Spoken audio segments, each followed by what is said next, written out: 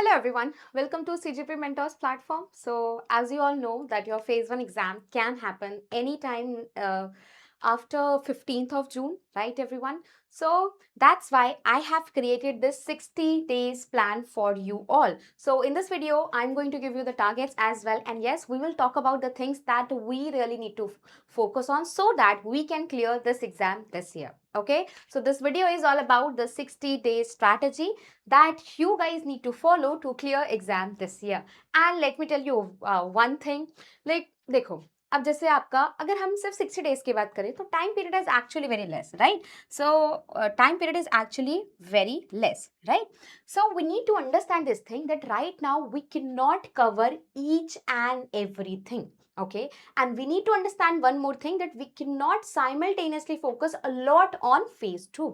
Okay everyone, so पहला rule हमें याद रखना है कि भैया अभी तो हम सब कुछ नहीं कवर कर सकते. सो प्रायोरिटाइजेशन इज द की. सो प्रायोरिटाइजेशन इज द की. ठीक है, तो हम प्रायोरिटी के हिसाब से पढ़ेंगे. ठीक है, and whatever targets that I have provided in this video, so वो it is completely based on the priority. ठीक है, and the second thing is now focus more on phase 1. जैसे कि मैंने आपको बोला दैट फेज 2 पे अब हम बहुत ध्यान नहीं दे सकते हैं, but in this entire plan I have included a few important topics of phase 2 also. ठीक है, तो 30 से 40 दिन हम लोग फेज 2 भी थोड़ा बहुत पढ़ते रहेंगे, but yes the more focus will be on phase 1. Okay, and yes we will follow 20-80 rule for time management. It simply means that जितना भी टाइम आप दिन में पढ़ते हैं उसका 20% of the time you have to give it to phase 2 and 80% of the time you should devote to phase 1 preparation only. Okay, and yes सबसे important चीज क्या होनी चाहिए अभी आपके प्रिपरेशन में? Revision and practice. क्या होना चाहिए? Revision and practice, because without practice you will not be able to clear, or you will not be able to get that you will not be able to get very good marks in quant and reasoning section. Okay, so practice is very important to clear the sectional cutoff of those section, and yes actually to get very good marks, because ऐसा नहीं है कि quant and reasoning में आप अच्छे marks नहीं ले सकते हैं. अच्छे marks से भी ज़्यादा important अभी तो फिलहाल है कि sectional cutoff clear करना है, right? So without practice पहली बात हम वो sectional cutoff नहीं clear कर पाएंगे. So अगर practice clear अच्छे से करके जाएंगे तो sectional cutoff अच्छे से clear होगा, and there are higher chances we will get more marks than the sectional cutoff marks. Okay, then the next thing is revision. And देखो जीए 80 मार्क्स का आता है, एंड जीए में पता है 30 प्लस स्कोर भी ना बहुत अच्छा स्कोर माना जाता है, बट वो 30 प्लस स्कोर भी लाने के लिए ना सबसे ज्यादा इंपॉर्टेंट होता है revision revision revision. So we all need to understand one thing everyone, we all need to understand one thing that revision is the key to get good marks in the GA section. Okay, so what we need to do everyone, we need to focus on revision, यानी कि जितना हम पढ़ेंगे उसको साथ के साथ हम रिवाइज जरूर करते चलेंगे. ठीक है, so in the entire plan that I am going to share in this video everyone, I have added slots for revision also, right? ठीक है, बिकॉज मुझे पता है कि सिर्फ मैं आपको बोल दूंगी ये पढ़ लेना उससे कुछ नहीं होता. पढ़ने के बाद रिवाइज भी तो करना है ना. प्रैक्टिस, अगर हम क्वांट रीजनिंग की बात करें तो आई हैव एडेड कि ठीक है इतने इतने क्वेश्चंस आप लोगों को प्रैक्टिस कर लेना है. ठीक है, चलो ये बात तो हो गई, बाकी I will share everything. But before moving forward, मुझे पता है काफी सारे बच्चे ये सोच रहे होंगे, is it possible for us to clear this exam in the next 60 days? So the answer is yes. The answer is yes, everyone. Now, why I'm saying the answer is yes, everyone? Because 60 days time period हमें लगता है कि यार 60 दिन तो हैं, but शायद 60 दिन बहुत होते हैं इस एग्जाम को क्रैक करने के लिए, if you are preparing strategically and smartly. And at then, yes, 60 days are not enough to cover each and every part of your syllabus, but yes, 60 days are enough to clear, to at least to do the topics that will help you to clear this exam this year only. Okay, so मैं यही कहना चाहूंगी 60 दिन अच्छे से मेहनत कर लो, and अगर सब कुछ सही रहा, सही डायरेक्शन में मेहनत कर ली, so there are high chances कि क्या पता अगले साल मैं आप ही लोग का इंटरव्यू भी ले रही हूँ as a RBI grade B officer. Okay, so just trust yourself. And देखो 60 दिन में होगा कि नहीं होगा वो तो चलो फिर भी बात की बात है, बट मैं कहूँगी अगर इस 60 दिन में रगड़ के मेहनत कर ली, सो ये भी तो होगा ना कि अगर इस वैसे ज़्यादातर चांस है कि अगर हम लोग अच्छे से प्रिपेयर करें तो हमारा हो सकता है, बट बाई चांस क्योंकि एक्सटर्नल फैक्टर्स भी होते हैं नहीं हुआ, so then you will be well prepared for the next year, right? So next year तो शायद ऐसा होगा कि फिर आपका 100% चांस होगा कि आपका हो ही सकता है. Right everyone, so yes, 60 days are enough if you are preparing smartly and strategically, and yes if you are not aiming to cover 100% of the things, because 60 days में 100% चीजें तो नहीं कर सकते आप. ठीक है, चलो now let's discuss our things that I want to share in this video. So phase 1 important topics, because जैसे मैंने आपको स्टार्टिंग में ही बोला that we can not cover each and everything everyone. Okay, we need to do things as per the priority. Okay, so important topics of quantitative aptitude. Now see, these three are non-negotiables. These three topics are non-negotiable. So for quant, number series, quality equation, data interpretation, all these topics are non-negotiable. It simply means that these topics are mandatory. You have to do these three topics at any cost. And इसको हमें अच्छे से prepare करना है, बहुत अच्छे से चीजें सीखनी होंगी इसके लिए. Okay, so number series and quadratic equation, data interpretation, very very important topic. Then उसके बाद जो मैंने टॉपिक्स लिखे हैं, it is based on our understanding, it is based on the fact कि ठीक है, हमें लगता था कि ये वाले टॉपिक्स हम ज्यादा अच्छे से मैनेज कर सकते हैं.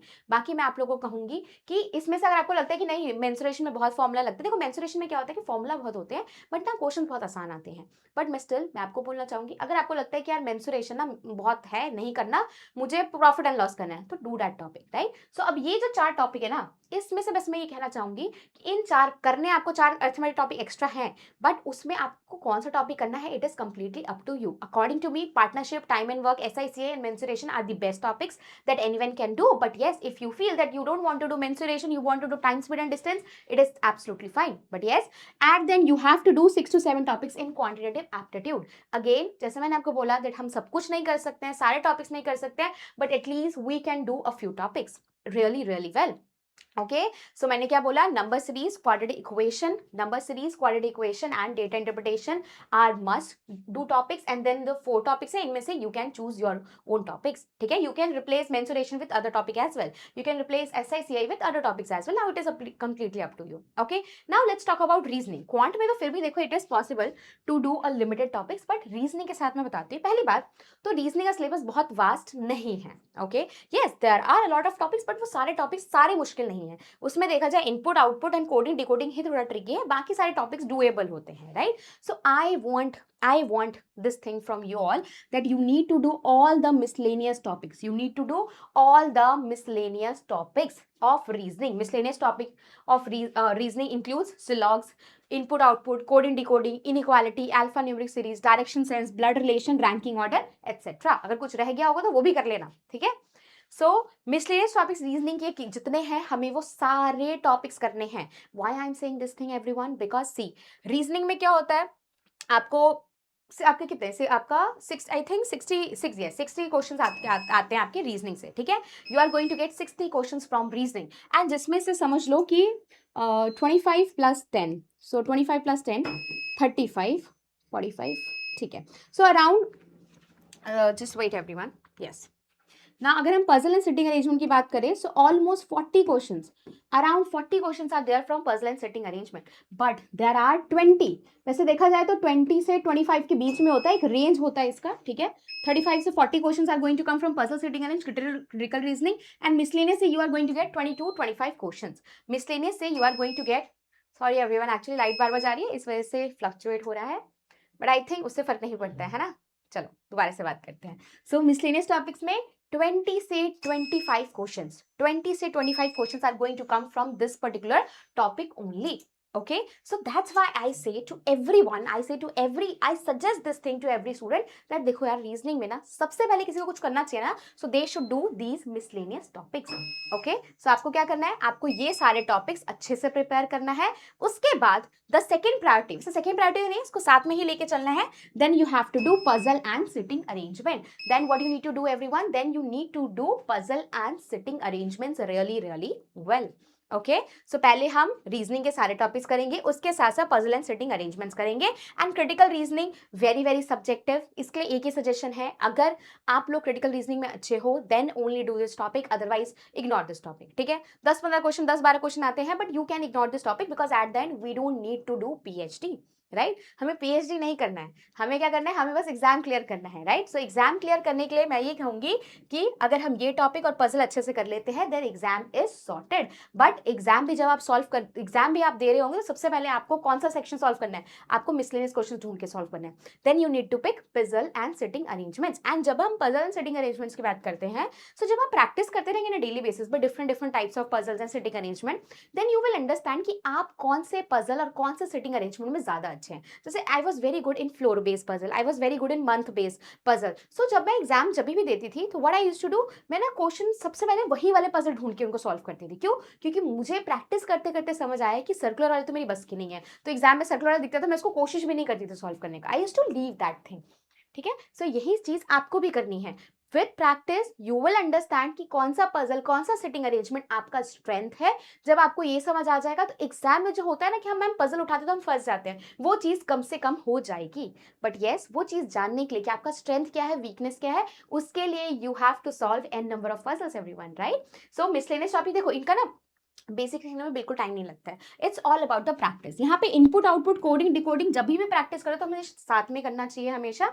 ठीक है everyone, input output and coding decoding ये थोड़ा सा ट्रिकी होता है। Every year you are going to get 5 questions from input output और 5 क्वेश्चन फ्रॉम कोडिंग डिकोडिंग। इनमें से एक ना एक टॉपिक आता ही है, 5 क्वेश्चन आते ही आते हैं। And sometimes the questions are so tricky कि बहुत सारे बच्चे नहीं सॉल्व कर पाते हैं। But still with practice you can learn. अगर देखो मॉडरेट लेवल तक का भी आया तो कर लेना, नहीं आया तो leave that thing. Because at the end exam is never about absolute competition. The exam is always about relative competition. यानी कि जो चीज आपके लिए मुश्किल है वो अगले वाले बच्चे के लिए भी उतनी मुश्किल होती है। तो उसको भी नहीं आया, आपको भी नहीं आया, दोनों ने छोड़ दिया तो उससे ओवरऑल कट ऑफ या सेक्शनल कट ऑफ पे कुछ खास फर्क नहीं पड़ने वाला, राइट? सो हमारा प्रायोरिटी होना चाहिए कि जो जो इजी चीजें है ना, जो सब बच्चे करेंगे वो तो मुझे करके जाना ही है अच्छे से। Okay everyone, so what you need to do, you need to do all the topics of reasoning with puzzle and sitting arrangement. My suggestion will be for everyone that if you are not good in critical reasoning, then do not waste your time in critical reasoning. You can avoid this topic. Okay, chalo. Now let's move to important topics for general awareness. So general awareness के important topics नहीं होते हैं, months होता है ना? So because now the time is very less, so we will be focusing on 5 months of RBI circulars and 5 months of PIB. We will be focusing on 5 months of RBI circulars and 5 months of PIB. And उसके साथ साथ we will be doing 3 months of newspaper CA maximum. We should not exceed this thing. So 5 months of RBI circular and PIB. So basically you have to start RBI circulars and PIB from February month and you have to start newspaper CA कब से करना है आपको? April month से करना है. Okay, now for English in the next 60 days you have to give 30 sectional mock tests. For English हम कोई grammar नहीं सीखने जाएंगे, we will be just focusing on practicing. Okay everyone, so English के लिए क्या करना है हमें? अगले 60 दिनों में we have to give 30 sectional mock tests. इसका सिंपल सा मतलब है कि हर दूसरे दिन आपको एक इंग्लिश का सेक्शनल मॉक टेस्ट लगाना है। अब आप पूछेंगे मैम कौन से एग्जाम का लगाना है? सो SBI, आप देखो अगर किसी की इंग्लिश बहुत अच्छी नहीं है so they can start with the clerical level mocks. ठीक है, सो जैसे SBI क्लर्क हो गया, IBPS क्लर्क हो गया, उसके क्लरिकल लेवल का आप इंग्लिश का मॉक दीजिए। जब आपको लगता है वहां इंप्रूव हो रहे हैं then start giving IBPS PO जो प्रीलिम्स लेवल का इंग्लिश का मॉक होता है ना, SBI PO के प्रीलिम्स लेवल का मॉक जो होता है वो देना स्टार्ट करें। उसके बाद जब आपको लगता है वहां पे आप एकदम प्रो हो चुके हैं then start giving the English mock test of mains exam of these exams. ठीक है, मेंस लेवल का जो भी होता है IBPS PO का, SBI PO का, गिव दोस मॉक्स। ठीक है, जिसका वीक है स्टार्ट विद क्लरिकल, जिसका ठीक ठाक है start with SBI PO clerk, SBI PO prelims level and IBPS PO prelims level of English mock test. Okay everyone, so English के लिए इतना करेंगे. So game sorted है. English is your low hanging fruit, do not ignore it. It will help you to get 20 plus marks in your English section. ठीक है, so 20 plus marks बहुत होते हैं, ओवरऑल कट ऑफ क्लियर करने में बहुत help करेगा. ठीक है, देन फेज 2 के टॉपिक्स देख लेते हैं. जैसे मैंने आपको बोला that for phase 2 we have to do a few things. ठीक है, थोड़ा बहुत फोकस रखना है हमें. Like for finance I have picked a few topics जैसे कि functions of RBI, very important topic. Then financial institutions, primary market and secondary market, money market, bond market, derivatives, NBFCs and Basel norms. Yes obviously in the next 60 days तक तो हम phase 2 पढ़ते भी नहीं रहेंगे, 30-40 days तक पढ़ेंगे तो उसमें कुछ टॉपिक्स हो जाएंगे, जो रह जाएगा वो फेज 2 के बाद कर लेंगे. इतनी कोई टेंशन वाली बात नहीं है. But yes, even if you will do these topics before phase 2, before phase 1, then समझ जाओ कि आपका गेम अच्छा होने वाला है phase 2 में भी. ठीक है, मैनेजमेंट के लिए we will try to cover entire syllabus, but yes अगले 60 दिनों में, क्योंकि 60 दिन हम सिर्फ ये phase 2 नहीं पढ़ेंगे, सिर्फ 30 से 40 दिन पढ़ेंगे. सो मैनेजमेंट का सारा नहीं भी कंप्लीट हो पाए इट्स ओके, इसके बाद हम कर लेंगे आराम से. ठीक है, we can try, this is the best that we can do for phase 2. But अगर नहीं हो पा रहा है तो एब्सोल्युटली फाइन. नाउ काफी बच्चे फेज 2 के लिए फिर भी परेशान होने ही वाले हैं, तो मैं उनको एक बात छोटी सी याद दिलाना चाहूंगी कि when you are covering 5 months of PIB, when you are covering 5 months of circulars, then जो आपने PIB पढ़ा, सर्कुलर पढ़ा, वो सिर्फ आपको फेज 1 में काम नहीं आता है, वो आपको फेज 2 में काम आता है। फेज 2 में कहाँ काम आता है? जब आप सर्कुलर्स कर रहे हैं RBI एंड सेबी के, सो वो सर्कुलर्स कहाँ हेल्प करने वाला है एवरीवन? वो सर्कुलर्स आपको हेल्प करेगा आपके फेज 2 ऑफ फाइनेंस ऑब्जेक्टिव में। ओके जब आप 5 मंथ्स PIB पढ़ रहे हैं तो वो उसमें आप इतनी सारी स्कीम्स कवर करने वाले हैं, तो वो कहाँ हेल्प करेगा आपको? those things will help you in ESI objective. So इतना परेशान होना क्यों है हम लोग को? Right everyone? So this is for finance. अगर इतना भी कर लोगे ना फेज 2 के पहले भी, तो मतलब आपका ना बेसिक वाला चीज तो हो जाएगा। सो इससे ज्यादा कुछ करने की ज्यादा जरूरत नहीं पड़ती है फाइनेंस में भी। ओके चलो now let's discuss. So finally we are starting with day 1 to day 10. So day 1 to day 10 में क्या करना है? So for phase 1 what you need to do everyone? You need to read RBI circulars, February circulars, then February PIB करना है। So basically phase 1 में जो जो चीजें इंपॉर्टेंट होती हैं I have mention everything, but and I have mention the months as well कि आपको क्या क्या पढ़ना है और कब क्या रिवाइज करना होगा। ठीक है, so for phase 1 from 1 to day 10 what you need to do? You need to read February circulars and इसके साथ हम फेब्रुवरी का PIB पढ़ेंगे एंड बजट भी पढ़ेंगे। एंड देखिए 10 दिन में आपको मैंने ये सारा चीज दिया, राइट? सो अगर हम सर्कुलर्स की बात करें तो सर्कुलर्स मुश्किल से 30-40 पेज के होते हैं, राइट? सपना ma'am has created 2 videos of February circulars. मैं तो कहूंगी वही वीडियो को 10 दिन में 2 दिन लगा के वीडियो देखो, बाकी 8 दिन लगा के या तो रिवाइज करो या तो वो PDF अच्छे से पढ़ो, है ना? तो मतलब बहुत है, देखो 10 दिन है, 10 दिन में फेब्रुवरी का PIB की बात करते हैं, मुश्किल से 100-120 पेजेस होते हैं। 120 पेजेस भी हुआ तो 10 दिन में आपको डेली कितने पेजेस पढ़ने हैं?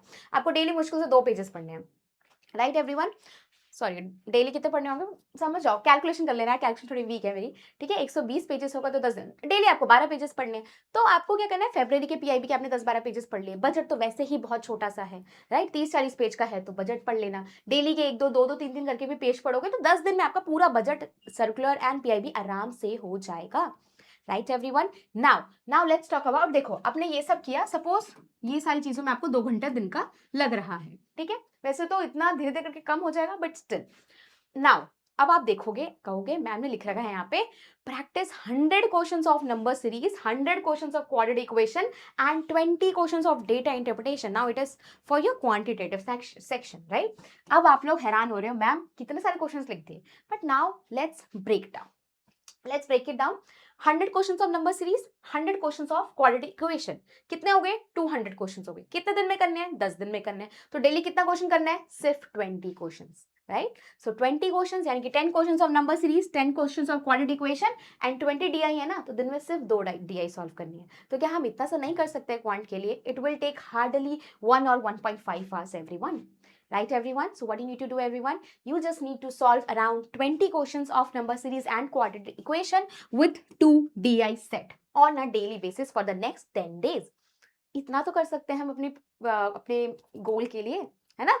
Then we have reasoning. Reasoning के लिए क्या करेंगे? Practice 50 questions each of all miscellaneous topics of reasoning. ठीक है, 8 टॉपिक हैं, डेली एक एक टॉपिक उठाना, उसके क्या करना है? डेली 50-50 क्वेश्चंस करना है एंड उसके साथ में practice 10 puzzle and sitting arrangements. तो आपको क्या करना है? डेली बेसिस पे आपको सिर्फ एक पजल या सिटिंग अरेंजमेंट करना है। ठीक है, ज्यादा बताया मैंने? बिल्कुल भी ज्यादा नहीं है। डेली 50 क्वेश्चन से लॉस करने में तो टाइम भी नहीं लगेगा, जिसमें टाइम लगेगा that is input output and coding decoding, but I think इतना तो हम लोग को मैनेज करना पड़ेगा, है ना everyone? So practice 10 puzzle and sitting arrangements. Now for English कुछ नहीं करना है, 10 दिन में सिर्फ 5 इंग्लिश का सेक्शनल मॉक टेस्ट देना है। Okay everyone? सो देखा, 2 घंटे यहाँ लगा, सपोज यहाँ पे आपको फिर भी 3 घंटा लगे तो 5 ही घंटा तो हुआ। 5 घंटे में से फाइनेंशियल इंस्टीट्यूशन एंड ये टॉपिक पढ़ेंगे। मैनेजमेंट में थोड़ा सा टाइम लगेगा, but again you have 10 days, even if you are giving 1 hour to finance and 1 hour to management, then in the next 10 days you can easily cover financial institution, management function, nudge theory, evolution of management thoughts and then managerial roles, right? लिखने में बहुत सारे topics लग रहे हैं, evolution वाले में थोड़े से आपको थ्योरीज पढ़ने में पड़ेंगे, बाकी सब तो छोटे छोटे टॉपिक्स ही हैं, right everyone? So these are the things that you need to do from day 1 to day 10. Okay, now let's move to day 11 to day 20. So day 11 to day 20 क्या करेंगे? अब पिछली बारी हमने फरवरी के सर्कुलर्स, फरवरी के PIB पढ़ा था, राइट एवरीवन? बजट भी पढ़ा था। सो अब हम क्या करेंगे? अब हम यहाँ पे जब आएंगे तो हम यहाँ पे क्या करेंगे?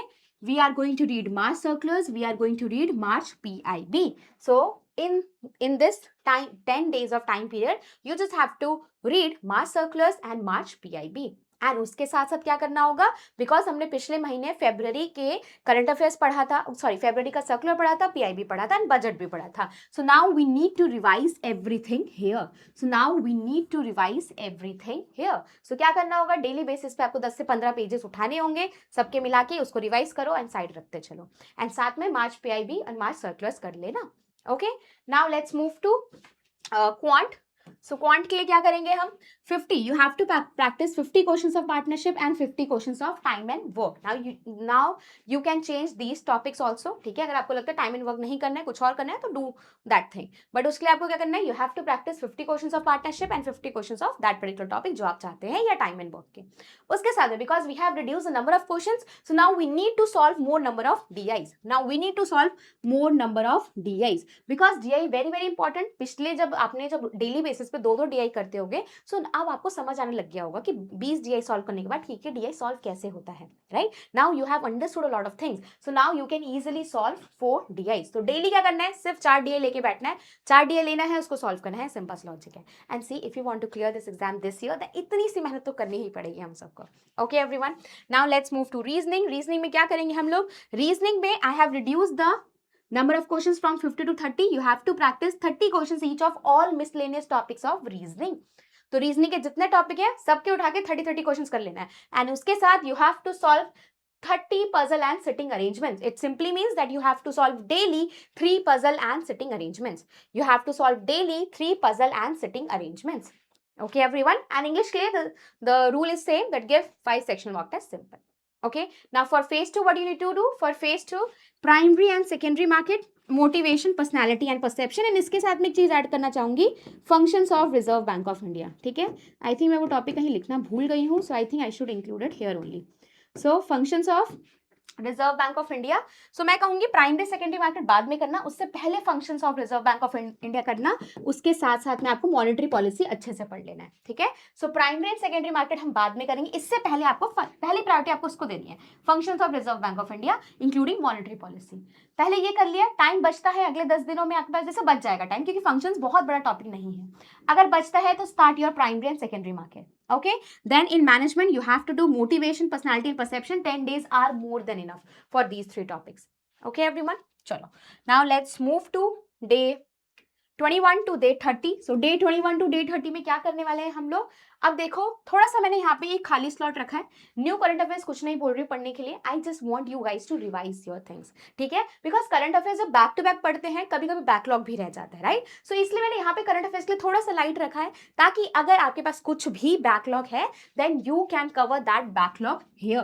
बिकॉज यहाँ पे हम सिर्फ क्या करवा रही, मैं क्या चाहती हूँ आप लोग क्या करें, रिवाइज करें March PIB and March circular जो आपने पिछले 10 दिनों में पढ़ा होगा. Okay, so what we are trying to do everyone, whatever we are reading we are ensuring कि जो आज हम पढ़ रही हूँ वो अगले दिन में अच्छे से रिवाइज कर लूँ, राइट. एंड अगर आप लोगों का कुछ भी बैकलॉग रहा होगा so try to complete that backlog. अगर बैकलॉग नहीं होगा तो यहाँ पे जो आपके 1 घंटा बचेगा, 1.5 घंटा बचेगा, थोड़ा सा चिल मार लेना. ठीक है, थोड़ा सा आराम करना, दिमाग को शांत रखना is also very important. Okay, then for quant what you need to do everyone, you need to practice 50 questions of SICI and 50 questions of mensuration. Again you can change these topics, but yes you have to ensure that at least you are solving 50 questions of SICI and 50 questions of mensuration. अभी पिछली बार हमने 40 DI solve करने की कोशिश करी थी. ठीक है, अब तो हमें बहुत कुछ समझ आ चुका है डीआई में कैसे करना है, बट स्टिल मैंने सोचा कि थोड़ा सा शांत करते हैं, थोड़ा सा दिमाग को काम करने के लिए we will solve only 30 DI here. ठीक है, इसका सिंपल से मतलब है डेली 3 डीआई उठाना है, उसको सॉल्व कर लेना है, right. Then for miscellaneous question, now again you have to solve 50 questions of each topic है, 50 क्वेश्चन उठाना है आपको. Then you have to solve 30 puzzle. इसका सिंपल से मतलब कितना है, डेली सिर्फ 3 पजल एंड सिटिंग अरेंजमेंट कर लेना है. इंग्लिश के लिए सेम वही चीज करनी है. फॉर फेज 2 पहले हम यहाँ से मनी मार्केट बॉन्ड मार्केट पढ़ने से पहले हम लोग यहाँ पे प्राइमरी एंड सेकेंडरी मार्केट करेंगे.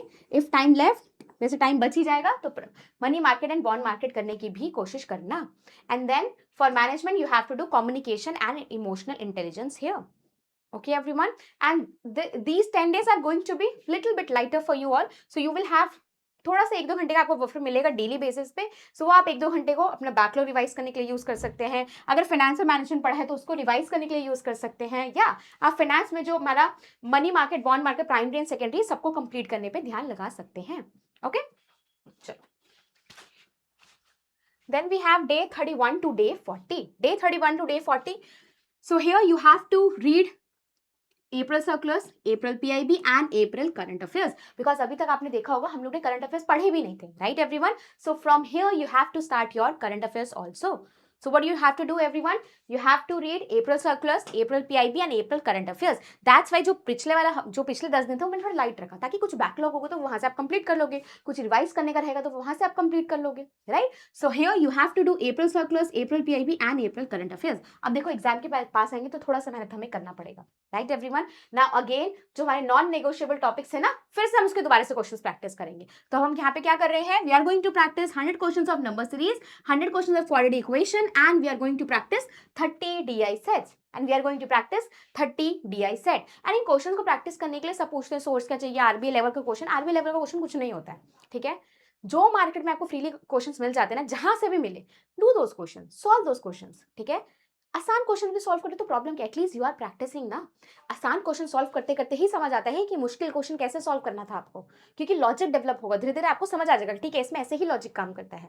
With time you will be able to solve difficult questions also. And RBI level कुछ नहीं होता है, it's just you just have to solve. अगर आपको आरबीआई लेवल का स्पेसिफिक लेवल जाना है, सो जो एसबीआई के क्लर्क का जो मेंस का एग्जाम होता है, एसबीआई क्लर्क मेंस और आईबीपीएस पीओ मेंस का जो लेवल होता है, it is almost equivalent to your RBI exam, ठीक है? सो अगर आपको कहीं से वो वाले क्वेश्चंस भी मिलते हैं तो you can solve those questions, you can solve those DIs. So practice करने के लिए मत सोचो करो आरबीआई लेवल क्वेश्चन ही कहां से मिलेगा. Okay, then we have practice 50 questions each of all miscellaneous topics of reasoning. Again reasoning के लिए मोर और लेस सेम ही है because reasoning is all about practice, ठीक है? Then 30 puzzle and sitting arrangement. Trust में अगर इतना कर लिया ना आपने, मैजिक हो जाएगा. You will be able to clear your phase 1 with very good marks. And yes, phase 2 का भी हमने थोड़ा थोड़ा सब कुछ प्रिपेयर कर ही रखा होगा, right? So for phase 2 here you have to do derivatives and leadership. Derivatives and leadership. अब इसके बाद अभी हम फेज 2 नहीं पढ़ने वाले हैं जहां तक मुझे पता है, ठीक है? बाकी एक बार देख लेती हूँ प्लान में. यस, सो यहां तक हमने अपना फेज 2 देखा. अब देखो, परेशान नहीं होना है कि मैम फेज 2 नहीं पढ़ा है. यार जब आप लोग सर्कुलर्स पढ़ रहे हो ना, पीआईबी पढ़ रहे हो, तो वो अपना फेज 2 ही पढ़ रहे हो आप लोग, ठीक है? सो बिल्कुल भी ये नहीं सोचो कि यार हमने तो फेज 2 पढ़े नहीं, you have already red a lot of things, ठीक है? देखो फाइनेंस के भी हमने कुछ चैप्टर कर लिए, मैनेजमेंट आधे से ज्यादा कर लिया. सो टेंशन किस बात की है? फेज 2 के बाद देख लेंगे ना, जैसे फेज 1 होगा उसके अगले 10 दिन लगा के जो बचा कुछ होगा वो भी सब कर लेंगे. Okay, so these are the things that you have to do everyone. Now day 41 से 50 तक क्या करना है हमें, बिकॉज अभी हमने क्वांट रीजनिंग की बहुत सारी प्रैक्टिस तो करी ही है, राइट एवरीवन? सो यहाँ पे read may circulars, may PIB and may current affairs. Very very important. मतलब ये वाला मंथ तो इतना इंपॉर्टेंट हो गया ना, अप्रैल और मे का मंथ और इंपॉर्टेंट है आपके लिए, बहुत इंपॉर्टेंट है. इसके साथ साथ आपको, क्योंकि आपने करंट अफेयर्स पढ़ा, सर्कुलर्स पढ़ा, पीआईबी पढ़ा, अप्रैल मंथ का पढ़ा, हमने रिवाइज तो करा नहीं है. एंड अभी देखा जाए तो टारगेट्स बहुत कम हो चुके हैं, फेज 2 वाला टाइम भी बचेगा. सो आप क्या करेंगे, आप लोग सभी लोग अच्छे से अप्रैल का करंट अफेयर्स रिवाइज करेंगे, अप्रैल के सर्कुलर्स रिवाइज करेंगे, अप्रैल का पीआईबी रिवाइज करेंगे. एंड उसके साथ साथ क्या करेंगे, you have to give 5 sectional each of quant and reasoning. Quant के 5 सेक्शनल देने हैं, रीजनिंग के 5 सेक्शनल देने हैं. Then you have to analyse कि okay what are the weak areas, कहाँ कहाँ पे मुझे इंप्रूव करने की जरूरत है. And because you have time now, so आप जो जहाँ पे आप मेहनत करने की जरूरत है वहां पे आप लोग अपने वीक एरियाज पे काम करेंगे, because here you are going to have time also, right everyone? So then English के लिए फिर से कहूंगी सेक्शनल मॉक टेस्ट दे दो, बहुत अच्छी बात रहेगी. And yes, here what you need to do everyone, फिर भी हम लोग डीआई और पजल सिटिंग अरेंजमेंट की प्रैक्टिस करना नहीं छोड़ेंगे. सो आपको 30 डीआई करने होंगे, 30 पजल करने होंगे. 30 डीआई का सिंपल से मतलब है डेली 3 डीआई है, 30 पजल का सिंपल से मतलब 3 पजल सॉल्व करना है, right everyone? And then you have to give 2 full length mock test also. You have to give 2 full length mock test also. अब फुल लेंथ मॉक टेस्ट क्यों देना है, इसलिए ताकि आप समझ सके कि जब पूरा पेपर जब हमें 2 घंटे बैठ के पेपर देना होता है विद दैट टाइमिंग, तो हम कैसे सारी चीजें मैनेज करेंगे. ओके एवरीवन, ठीक है? अभी यहाँ पे देखो थोड़ा सा लाइट इसलिए करा है ताकि आप मॉक्स पे ध्यान दें, ताकि आप प्रैक्टिस पे ध्यान दें, ताकि जो चीजें हमने पढ़ी हैं उसको रिवाइज करने पे ध्यान दें. Okay everyone? एंड बीच बीच में कोशिश करा करो जहां जहां पे आपको एमसीक्यू सॉल्व कर सकते हो वो करते रहा करो. जैसे प्रीवियस अभी जैसे हमने फरवरी मंथ का पीआईबी पढ़ा, ये सर्कुलर्स पढ़ा, तो अगर आपको कहीं से एमसीक्यूज मिल रहे हैं तो do solve those MCQs. That will help you to revise everything. Okay, and then we have day 51 to day 60. Here you have to read June circulars, June PIB, June current affairs, and you have to revise May current affairs, circulars and PIB because you have time. So जो भी पढ़ा है उसको revise कौन करेगा, हम करेंगे ना, right? So here you will revise your May current affairs, May circulars and May PIB diligently. Right everyone. And इसके साथ साथ again you have to give 5 section of quant reasoning just to see कि ठीक है improvement हो गई होगी अब तक, तो बहुत बढ़िया इंप्रूवमेंट हो गई होगी। Then you have to give 5 English sectional mock test. मुझे लगता है कि यहाँ तक आगे आते आते अगर आपने इतने मॉक टेस्ट दिए होंगे इंग्लिश के, so you will be scoring around 20+ marks definitely in your English section of RBI grade B exam. Then again DI को पजल को नहीं भूलना बिल्कुल भी, ठीक है, बिकॉज करंट अफेयर्स हम पढ़ रहे हैं, रिवीजन कर रहे हैं, तो डीआई मैथ्स और रीजनिंग में क्या करेंगे, हम प्रैक्टिस करेंगे, right. Then you have to give 2 full length mock test just to plan कि okay how I am gonna attempt this year paper, ठीक है।